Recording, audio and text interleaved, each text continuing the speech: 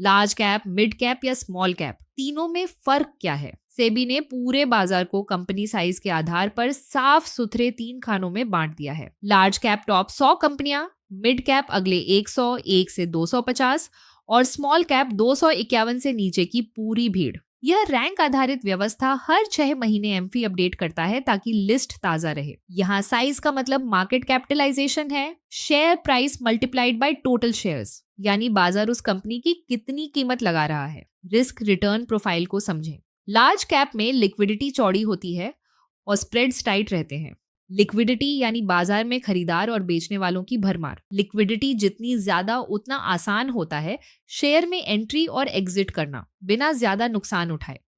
और spreads tight रहने का मतलब है कि किसी शेयर के खरीद और बिक्री के भाव का जो गैप होता है वो बहुत कम होता है। जैसे एक ही समय पर 100 रुपए पर कोई खरीदने को तैयार है और 100 रुपए 5 पैसे पर बेचने वाला है, बस 5 पैसे का स्प्रेड। जितना कम स्प्रेड उतना सस्ता और एफिशिएंट ट्रेड। ये कम जोखिम का संकेत है, इसलिए लार्ज कैप्स में क्रैश के वक्त ड्रॉडाउन भी कम होता है, यानी गिरावट के समय पोर्टफोलियो ज्यादा नहीं टूटता, रिस्क थोड़ा कंट्रोल में रहता है। कमजोरी, कभी कभी ग्रोथ की रफ्तार धीमी। लार्ज कैप स्टॉक्स में आपको मल्टीबैगर रिटर्न मिलने की संभावना कम है। मिड कैप में ग्रोथ की भनक जल्दी मिलती है, यही मल्टीबैगर बनते हैं, लेकिन सबकी निगाह बस 150 स्टॉक्स पर टिक गई है। नए पैसे वही पुराने नामों में घुस रहे हैं। नतीजा अनरियल वैल्यूएशंस और फ्यूचर रिटर्न कम महसूस होता है। जैसा कि हम देख सकते हैं, मिड कैप 150 का पीई रेशियो इस समय 34.7 है, जो काफी ज्यादा है। पीई रेशियो यानी प्राइस टू अर्निंग्स रेशियो ये बताता है कि कोई स्टॉक या इंडेक्स अपने कमाई के मुकाबले कितना महंगा है।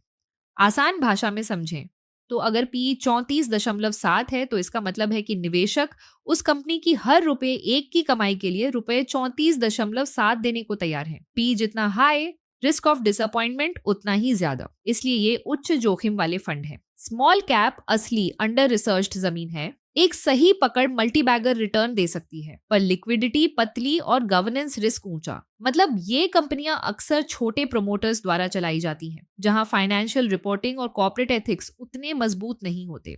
एग्जिट मुश्किल हो सकता है, खासकर जब सब एक साथ भागने लगते हैं। जब भीड़ एक साथ पैनिक करती है तो उस वक्त लिक्विडिटी गायब हो जाती है और आपका स्टॉक सेल में फंस जाता है। यही वजह है कि स्मॉल कैप में अपॉर्चुनिटी तो है, पर अत्यधिक जोखिम भी है।